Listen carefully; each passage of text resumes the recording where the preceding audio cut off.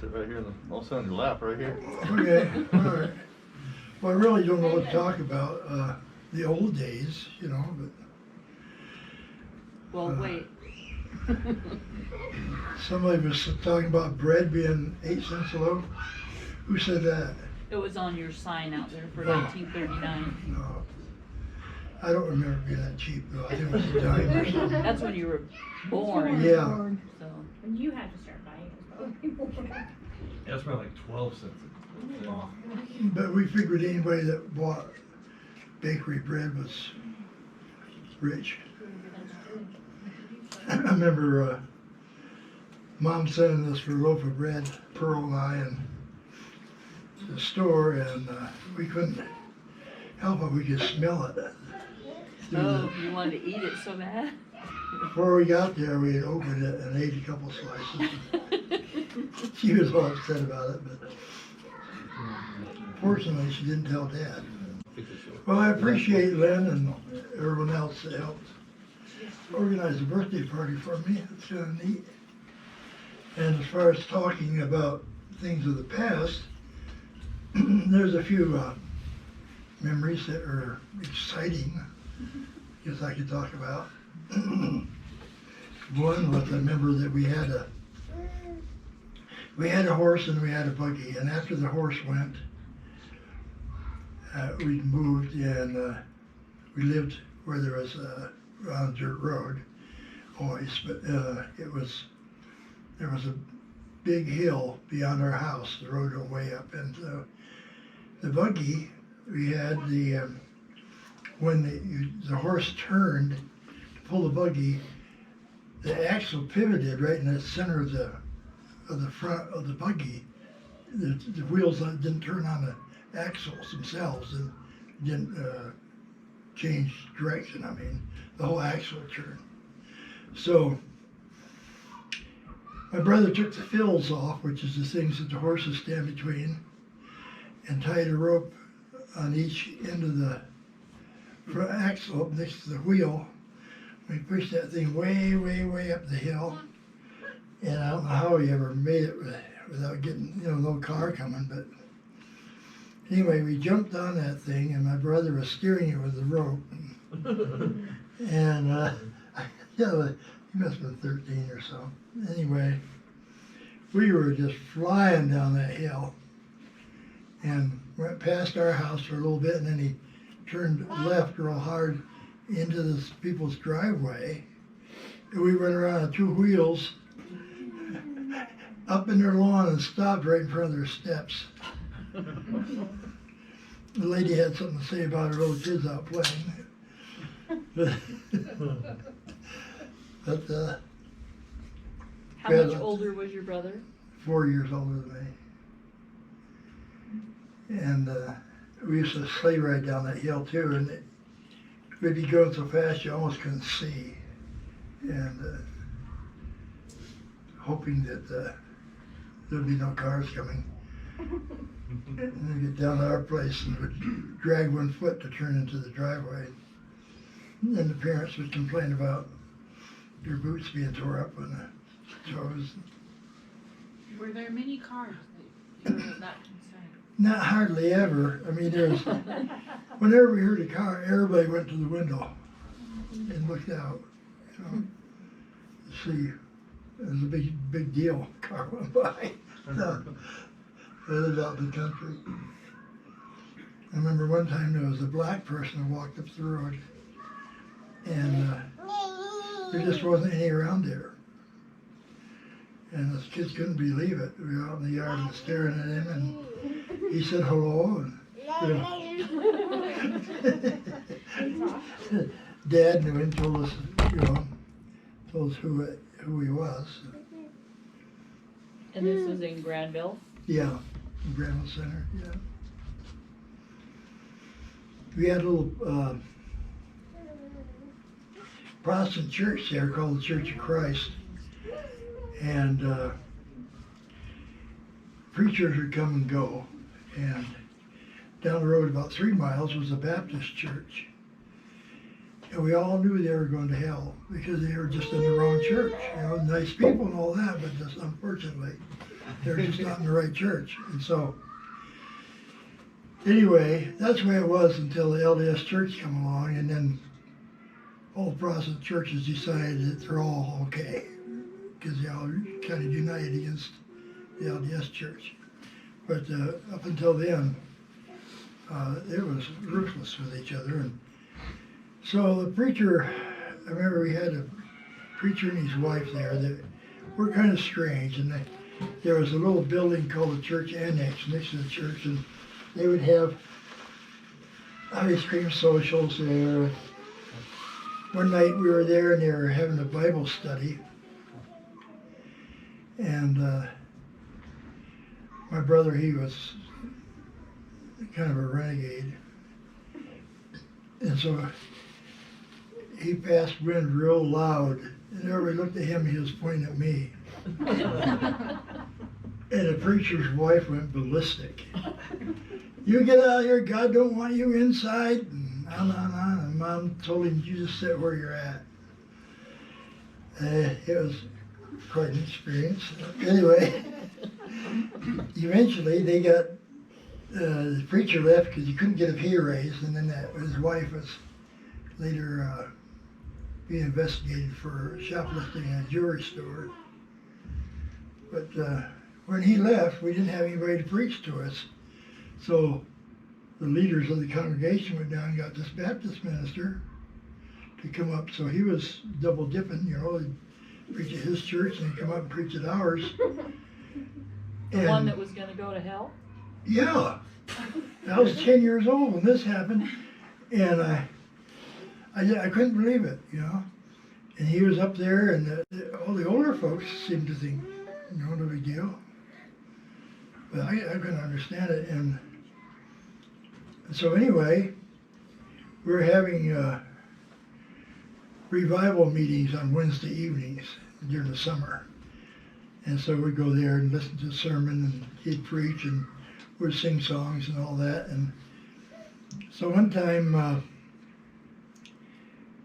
Mom told me, he said, you know, you're old enough to be baptized now, and if you'd go up front, then other kids would too. Well, going up front meant going up to sitting in the front pew when you're invited by the preacher, if you wanted to be saved.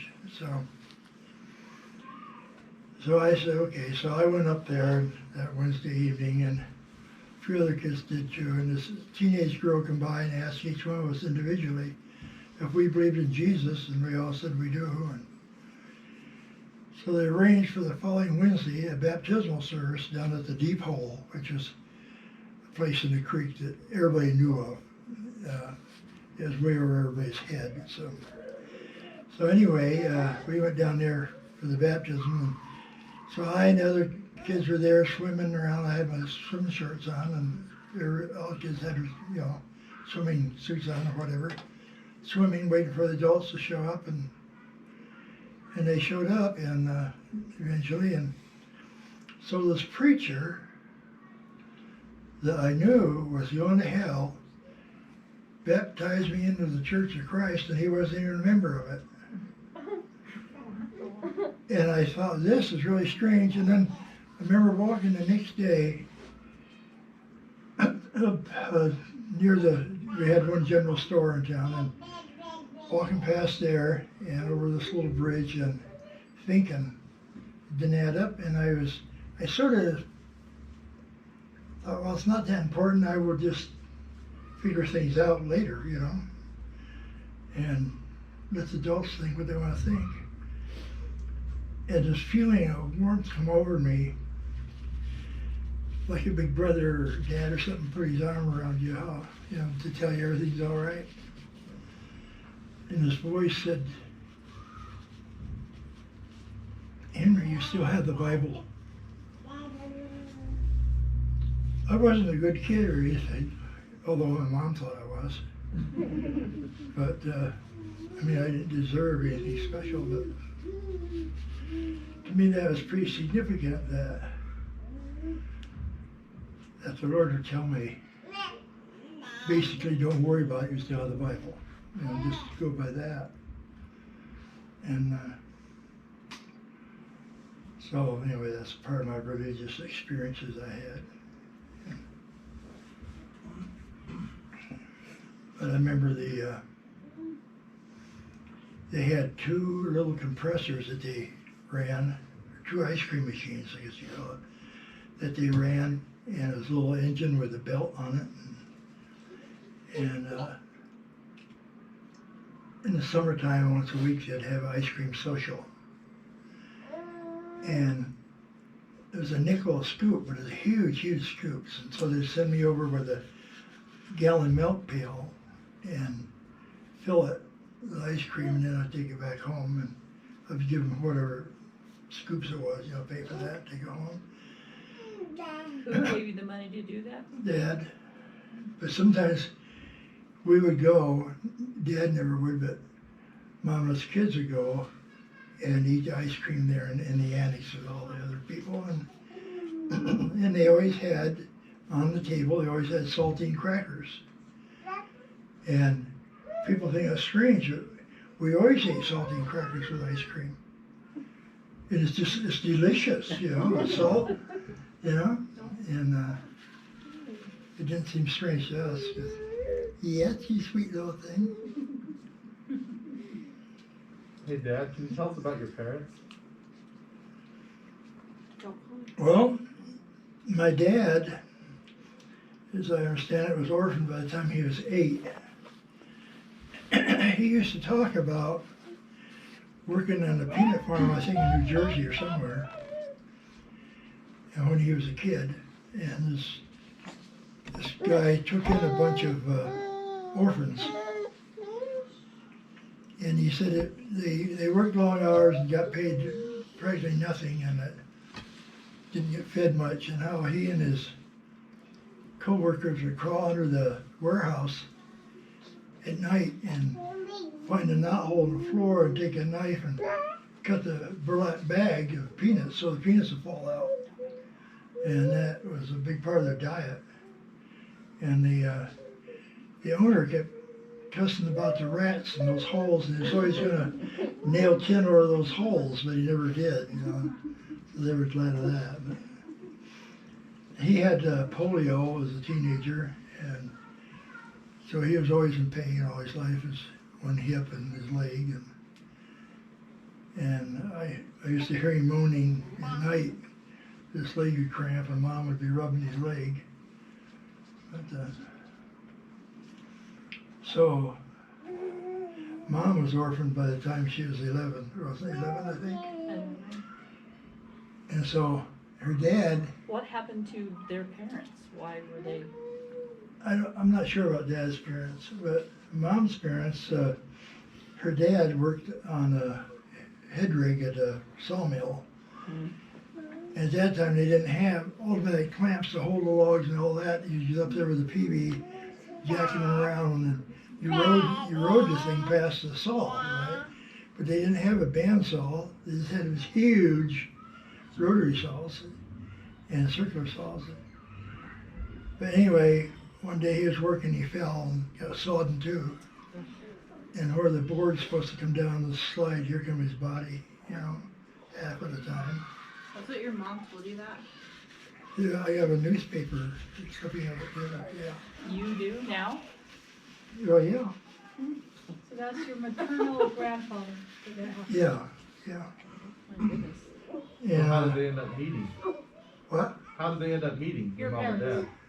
Oh, well, let me finish about my mom. Her mother got sick, and I don't know what it was, but when she was 11, her mother called her in her bedroom, and she was laying there on her deathbed, and she said, "Mabel, I want you to promise that you'd never do anything you wouldn't want me looking down from heaven to see you do." And she said that she always tried to keep that promise. And so anyway, after she was orphaned, she got passed around from sister and brother and all that. For us as a maid, whoever had some work to do, they got her. She felt very unappreciated and all that. And she was working at a dairy the dad was working at, and he'd come by the milk house and help her set the big milk cans in the vat to cool the milk. And that's how they met. So anyway, they finally got married. They eloped because they knew no one would be for it. And she was 17. I think he was 35 or something. Anyway, Wow. they took off and That sounds very familiar, doesn't it, Mom? it sort of 17-year difference. kind of runs in the family with that. But anyway, they eloped and stayed with a friend for a while, and then she said, told me, she says, then it was too late for anybody to do anything about it. So, So was this all in Painted Post? it was, Mom lived in Painted Post, but I'm not sure where they lived when they got, I think they lived in Pennsylvania when they got married, I'm not sure. Now Tim's been doing a whole lot of, Tim and Joanna, a lot of genealogy on my side of the family, which I really appreciate. I got enthusiastic for a while, and then I burn out, and I try to get back to it again, and it's hard for me anymore to stick to anything very long. But anyway,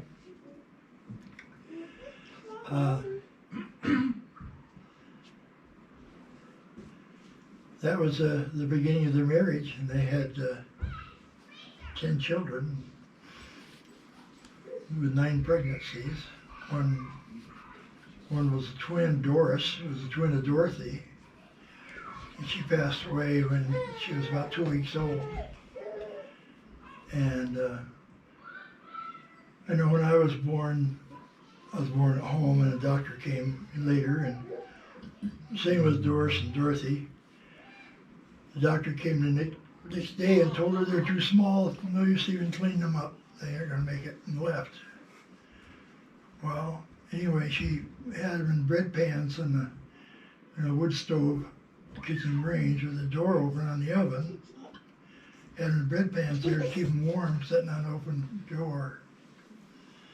But one of them got pneumonia and died. And when I was born, the older kids talked about how they could hear Dad limping around downstairs, and then they could hear this brat crying down there. Well, I was born on one of the army cot thing that has the legs unfold and it's canvas, Medicaid. That was our couch, and so that's where I was born. And the doctor come by the next day and said everything looks good. He couldn't get through with his car in the snow, and he came with a horse the next day, a horse and buggy, and said everything looks good. And I heard that we didn't have any money, so the mom gave him some canned goods that she'd canned or something. And so he took that. But things were different, if you're a doctor, there was a lot of times you didn't get paid. So what about your housing situation? Well, the house I was born in, we eventually moved back to. And that was a regular house, but didn't have any plumbing except one pipe coming in from a spring way up in the cow pasture. And so we had one spigot and a sink, and a drain went down to the floor and out by the house, dumped out. So it ran down in the driveway. And so it's always a nasty, swamp, muddy place down there. But I remember one time there was I went to turn the water off and something fell out of the spigot and it was wiggling. It was the tail of a salamander. So I kept going like this till I got the thing ground up and on through the faucet, But I don't know, I guess the water was always good every time I was gonna. Before we had a thunderstorm, the water would always get muddy, and we found out that somebody had put a big bullhead in there, thinking that it would eat worms or whatever might have fell in there and keep it clean. Well, anyway, It always sensed, I don't know, it was atmospheric pressure or what, but when the big thunderstorm was coming, it would stir the water up, and so you get muddy water. And Robert went up there with a fishing line and caught that big fish out of there, and people who knew about it thought it was just awful that he'd do something like that. But when I went back to Pennsylvania here in recent years, the house where that spring fed 3 houses in a row, and so the third house down that our friends lived in, I went and saw them, and they were still getting water from that spring. I mean, they had water heater and all that stuff now, and they had inside plumbing, and we just had a outhouse, you know. But that's a story all itself. But anyway, we moved. It seemed like every spring, because Dad would he'd find a job. He was a farmhand, and he'd find a job, $1 more a week or something, and change jobs. One time, long before I was born, they were actually trying to farm some land, sharecrop it or something. Anyway, the crop failed, and they had a team of horses. One of them was blind, and anyway, they couldn't make their payments, and the bank come and repossessed the horses. They had a loan for the horses, and so that all fell apart. In one place they lived, the house burnt down, and some neighbors went to a neighbor farm and hooked the team to the chicken coop and dragged it over where my parents lived for them to live in. And there was a grocery lady come around once a month selling groceries out of the truck, and she saw the condition, so she asked all her customers if they had anything, you know, furniture or whatever. And so people would donate some bed springs, but you couldn't sleep on them, you know, just bed springs. But anyway, I guess the coop was just full of bed bugs. And Mom or somebody took, I guess, a diesel fuel or something and sprayed all over to kill them, and then, so they always smelled like diesel fuel. And I guess it was really embarrassing for older sisters in their teens, you know, to go to school and everybody knew they were living in this old chicken coop. How many of you were in there? This was before I was born, so I'm not sure. So.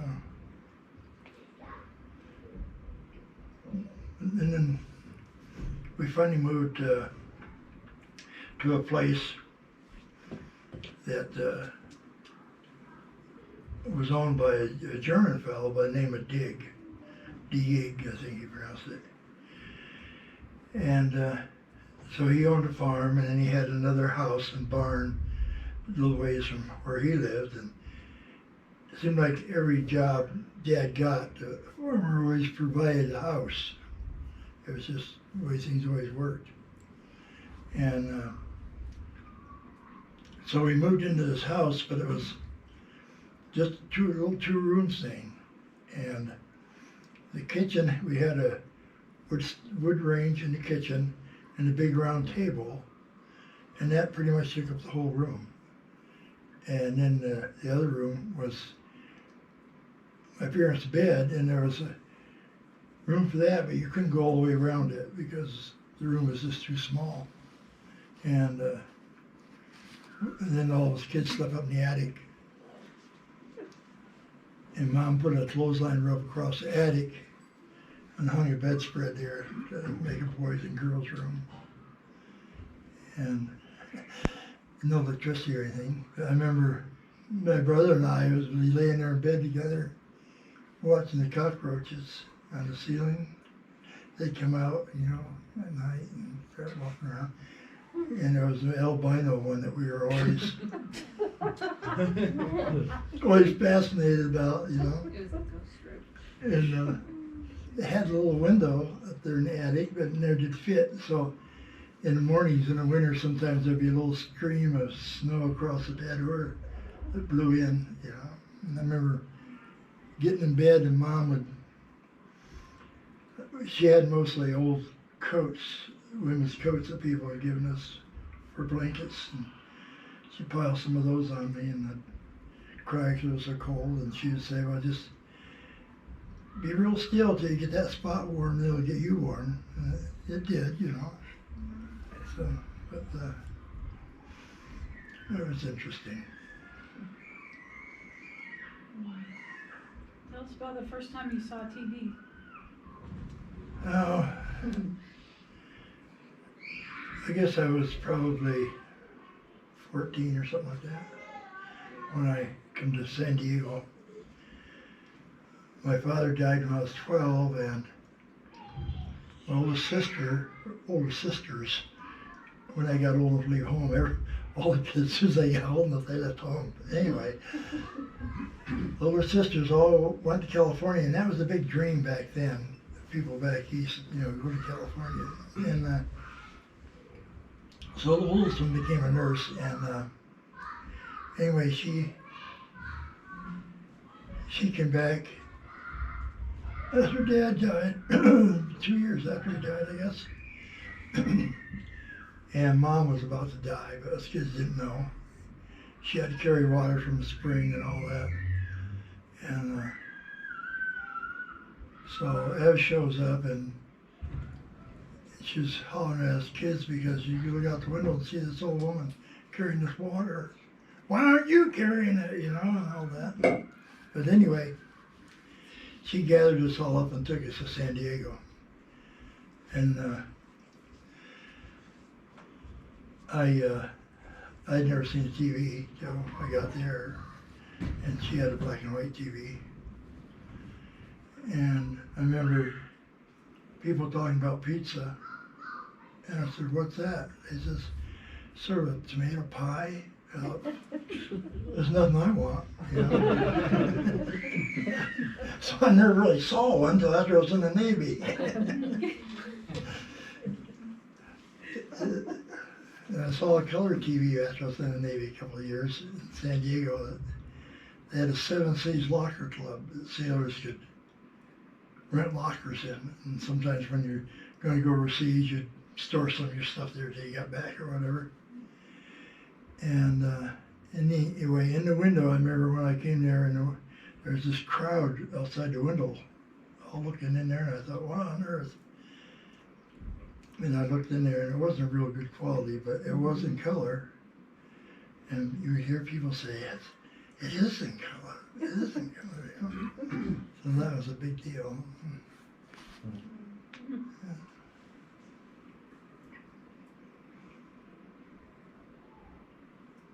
So any specific questions?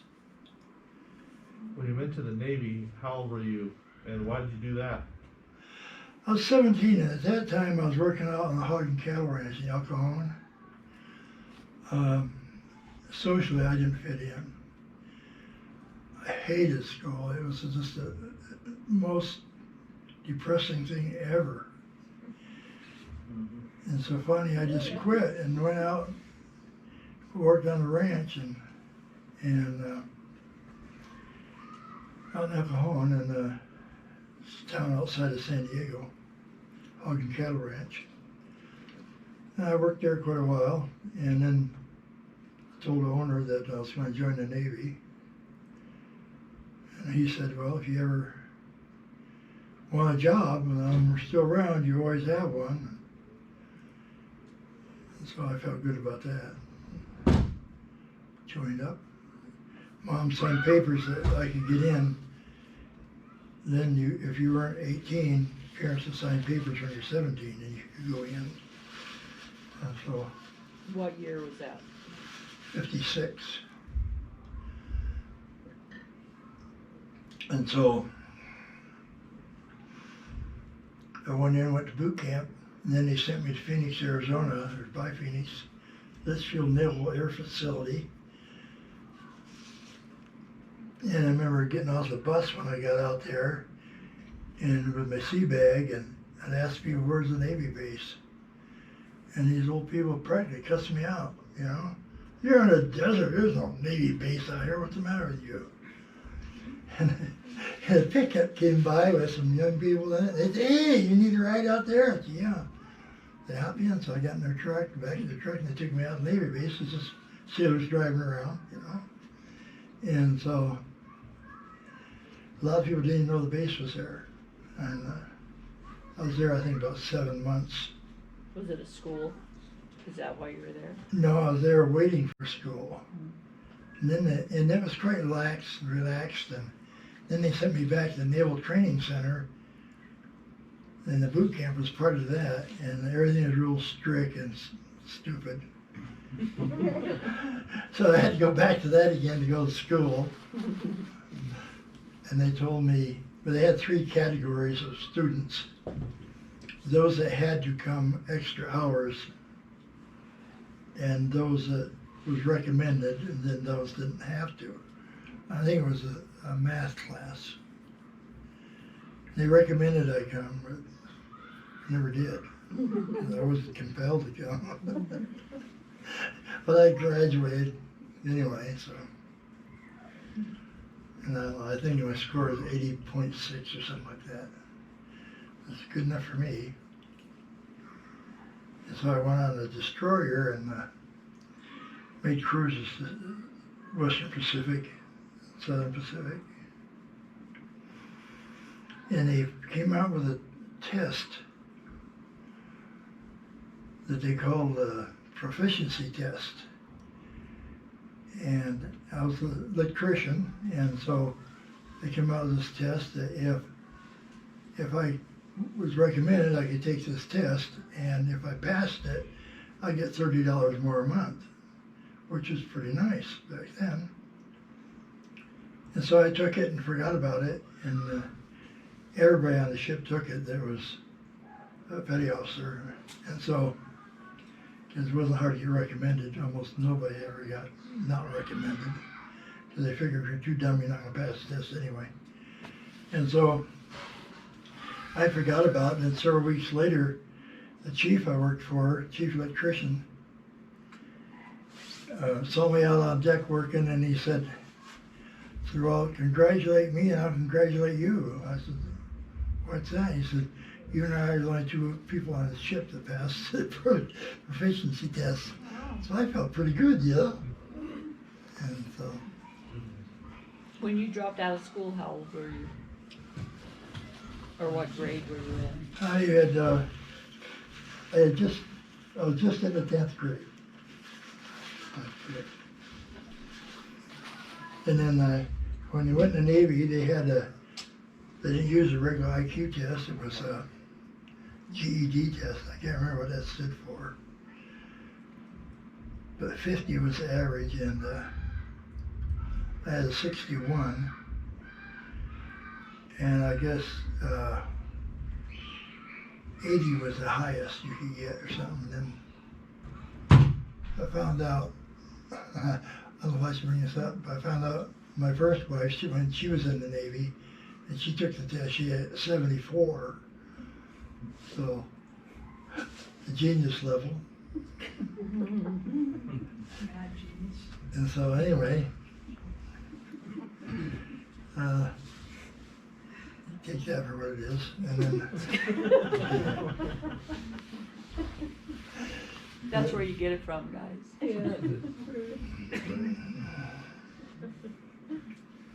So you've talked about the Philippines several times throughout my life. yeah, Tell us, maybe those who haven't heard about your experiences there. well, I remember I learned a few words in their language. And when I first went there, they called me Meliki Ilong, joking around. They all have a sense of humor, and they're always joking. And one of them finally said, "You know what that is? What that means?" I said, "No." It said, "It means big nose." They don't have any. So the girls that worked in the bars would say, "Hey, how do Americans kiss?" I said, "What do you mean?" "You know, they got the big nose," and We just turned sideways, you know, and Come here, let me show you. Cause you were there 3 years, weren't you? all together. Went here, board ships, 3 different cruises. Stayed a few weeks each time. And then I got stationed there, and I was there 2.5 years at that time. And so I figure all those other stops made up probably 6 months. We were there once for 3 months. Something called the Lebanon crisis was going on. And they'd have us light off the plant, and boy, we'd get ready to sail, and we figure we're going to war or something. And we'd sit there for hours, and then they'd say secure the plant. And so we shut everything down and go back to cold iron again, and sit there for several days, and then we'd light off again, and you could be all ready to go. And so after 3 months, I guess that was over, and we went on about our way. But, And you were doing electrical work in the military then? yes. Just on the ship? At that time, just on the ship. When I was stationed on shore duty in the Philippines, I was in charge of the boat dock and all the boats. First I was on the yard oiler as an electrician, a little tanker ship, you might say. We run around the harbor there and up in Manila and pump fuel to all the big ships. And then we tie up at the fuel pier and then top off again. And I was on there quite a while, and then I was supposed to be the executive officer or second in charge or whatever. And then I went through a water barge, a couple of water barges, pumped water to the fleet. And then I went over on the base and down at the boat pier, and the main electrical work was repairing starters and generators for the boats. And I had a crew that did that, so I more or less was like gear adrift. So I didn't really have to do too much. And but the people were great. They really had a big sense of humor. Tell us about the time that you were offered a job as a black market pirate. Oh, it scared me to death. There was one guy outside, well, this one Filipino guy, called himself a businessman, and he's a crook, you know. And so anything that you could steal off the base, he'd buy from you. And his wife ran a dress shop, a seamstress shop on the main street. You go through her shop and back, and here's all these injectors for diesel engines and all this other stuff back there. In the dress shop. And back, yeah. Pistons, all kinds of stuff, you know. 60 millimeter cameras or projectors, I mean. And so anyway, a friend of mine was another sailor, was pretty much heavily involved in some of it. So this guy had taken us out to dinner one night, and he was telling us that we'd all steal the captain's gig. And it's like a whaleboat, only fancied up, and all this for the captain, for the base. And the Navy had bought some LSTs, big ships that they would take on water and sink down, open the doors in the front, and put boats or whatever in there, right? And after the war, the Philippines bought a bunch of these LSTs. Well, it was the San Miguel Brewery actually bought them. So then they hauled their beer around the islands. And so this guy said, you steal the captain's gig, and as soon as you get out of the harbor, San Miguel will be waiting for you. With the doors open, you should drive it right down on in there. And man, that scares me to death. And he said, well, just think of the confusion be around the pier the next day. He said, no one would suspect anything ever happened, you know, just steal the admiral's barge. Is it time for a cookie break? Just about, yeah. Got a kid down here. This guy was telling us that the next night, still the Admiral's barge, and there's a larger boat with two big stars on each side of the front and all that.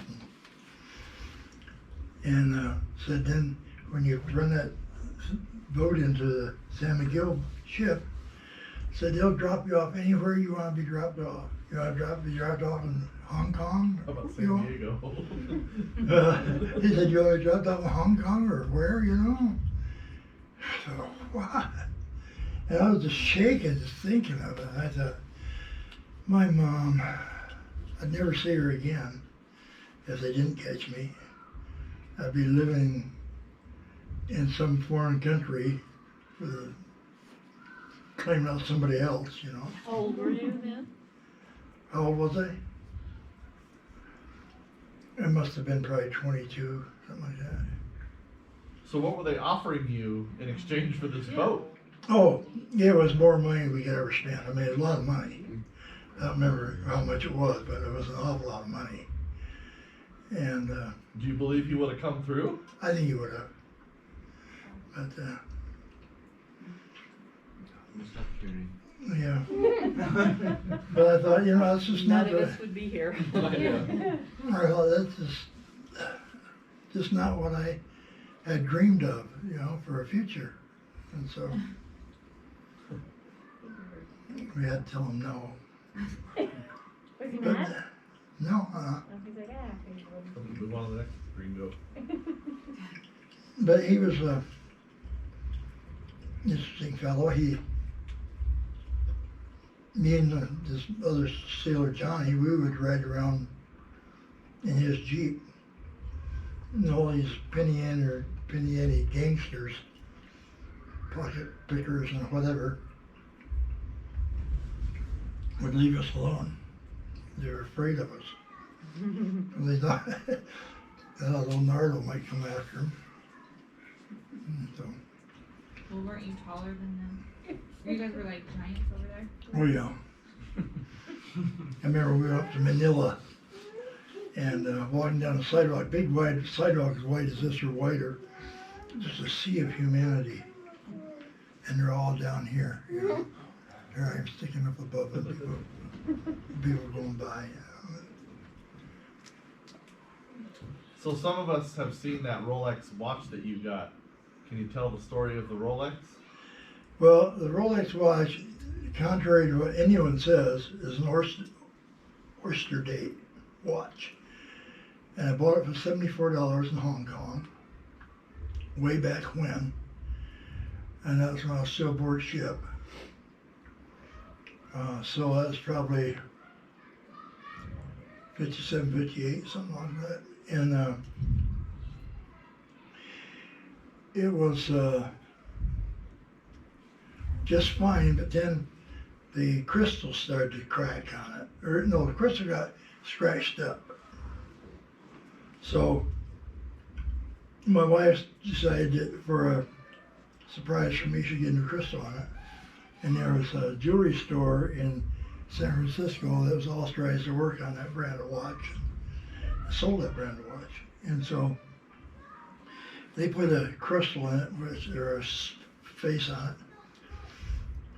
I don't know if it was pony or what, but it started cracking from the side, and so they replaced it again, and it cracked from the side, and finally I just sort of took the watch and threw it in a bag of watches and whatever. I don't know how the hands and all that stuff got missing, but you wouldn't get one for $74 now. You can get a band for that. I remember in Hong Kong, it's still controlled by the British, right? But, if you're a certain rate in the Navy, say you're an E6, it'd be first class, and second class would be E5. Well, E6 would be a senior to you. So walking down the street, all these people outside the stores, hey, first class, hey, first class. Like, you weren't even there. They were just hollering at the most senior person because he would have more money to spend, you know. And then if I went out with was somebody lesser, then they'd be all hollering at me, you know. Hey, second class, you know, make me feel good, you know. But it was just the opportunity to get you in the store and try to sell you something. But Had you heard of Rolex watches, or what turned you on to buying one? no, I hadn't. I was just looking for a watch to buy, and You spent a whole 75 on that one. yeah, 74. And it's tax free. Yeah. I wonder what the equivalent in today's dollars would be. Is that a lot of, was that, I mean, how much were you making a month at that time? Not much more than that, but All your food's free though. right, that's true. Tell us how you came to know the church. Oh, that's a rather long story. I told you about my experience when I was baptized, but anyway, I had other experiences, but I remember I was living with Dorothy and Scotty, and they lived out on a ranch where I worked for a while, and well, it's going overseas one trip. They had moved into San Diego. He always had a rough time keeping a job and paying his rent, so he moved at midnight quite often.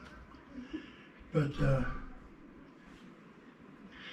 anyway, I got back from overseas, and this time, and I wasn't 21 yet and couldn't buy beer, but I talked an older sailor into buying me a six-pack, and me and my buddy headed up to Dorothy's house, and I was telling him, you know, well, Scotty, you'll appreciate a beer, and then this will give us a place to drink it. So here I go up to the door with this beer and six-pack, me and my buddy, and he said, Scotty answered the door, so Henry, really happy to see you and all that, but we made a new rule that we wouldn't have any beer or booze or cigarettes or anything like that in the house anymore.